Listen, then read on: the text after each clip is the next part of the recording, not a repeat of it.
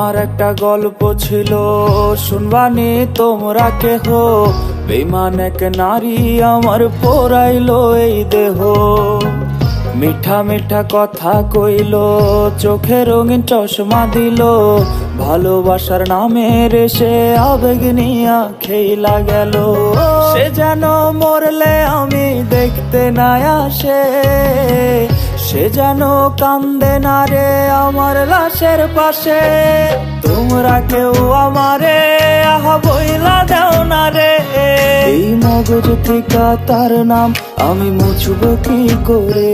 ওরে তোমরা কেউ আমারে আহা বইলা দাও না রে, এই মগজ থেকে তার নাম আমি মুছব কি করে।